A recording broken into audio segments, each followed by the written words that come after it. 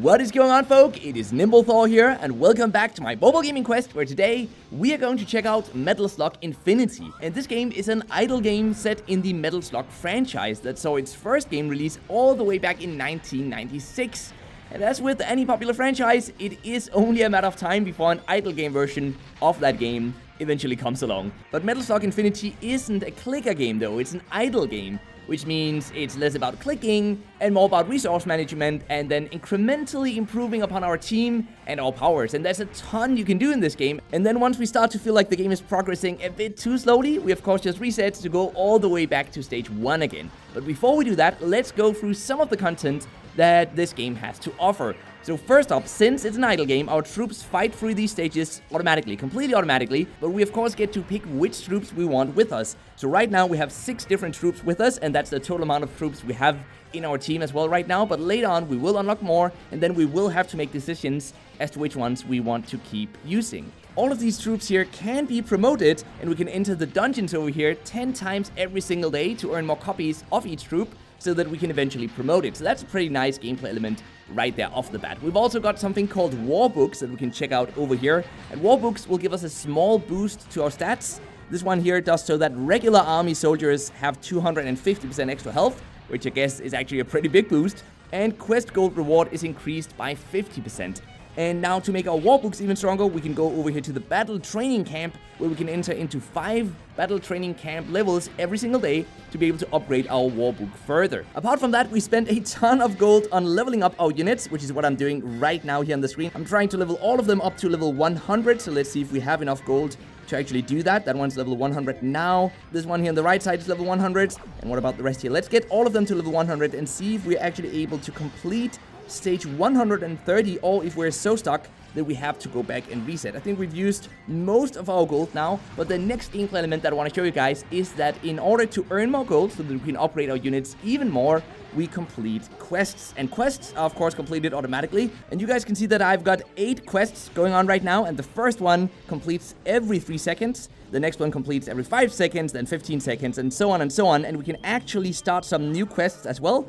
And so from now on, quest number 10 is gonna give us 612 D gold every 7 minutes. This game does use a pretty weird way of counting gold. So up till 1000 gold, you simply see, 200, 300, 400, and so on. But then from 1000, instead of 1k, which is sort of the typical way of counting money, and then after that millions, which is an M, and then billions, which is a B, in this game, after 1000, we start counting in A, then B, then C, then D, then E, then F, and so on. And you guys can actually see that if I scroll over here, we actually get, for example, from quest number 19, we're gonna get 932J. So it might be a bit confusing if you're just seeing this for the first time, but this way of counting gold does actually, to some extent, make sense, I guess. There's also a small PvP element to the game, which you can find up here, where we can fight other players. Well, we're not actually fighting other players, but we can fight other players' troops 5 times per day, but the rewards for doing so are pretty small, and I don't really feel like there's a huge need to do them, so I've mostly just ignored them so far. So now the last major gameplay element that I haven't really talked about yet is the vehicles, and the vehicles allow us to leap forward in stages,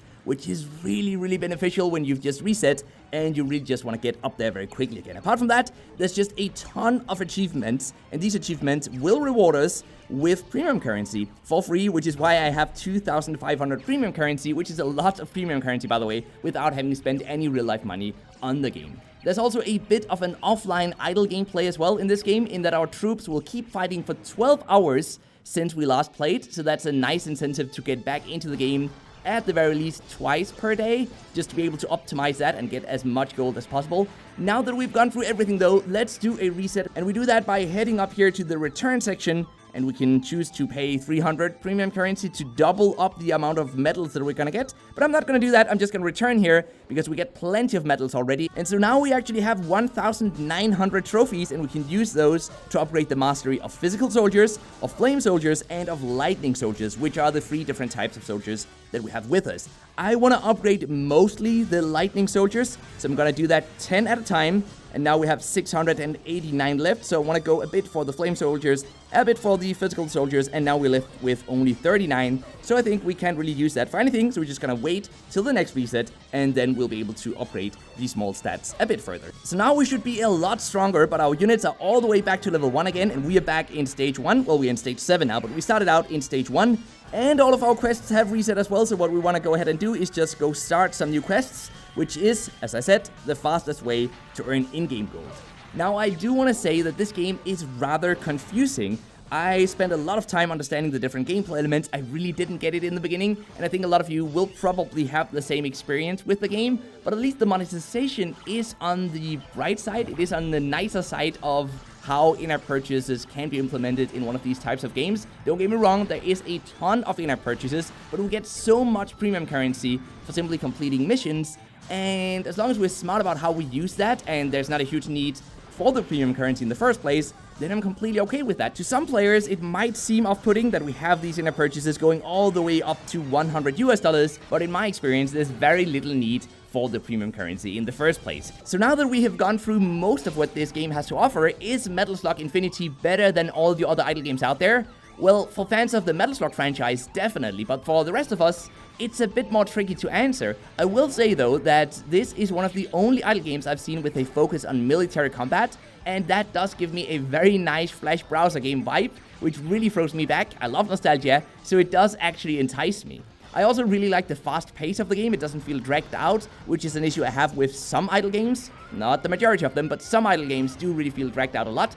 I didn't feel the same here, and I also like that there are no clicking elements to the game. You don't have to sit there and mindlessly tap your screen, looking like an idiot, over and over again. But what do you guys think? Could you see yourself playing this, or what do you think about idle games overall? I am sure that you will let me know in the comment section down below, because now it's time for the mobile gaming news of the day, which is that the master of casual games, Voodoo, has now racked up a total of 2 billion downloads. The games are hyper casual and they're filled with ads, but they're apparently also super addictive and very, very shareable, as they've been dominating the lists on both Android and iOS for a very, very long time now. Every time I open up Google Play, I see Voodoo all over the place, and I don't even play those types of games. But in any case, that's why they have now been able to rack up 2 billion downloads. That's really impressive. Do you guys have a favorite Voodoo game, or haven't you played any of them at all? Would love a few recommendations in the comments, and until next time, just keep gaming, stay awesome, and I'll see you guys around.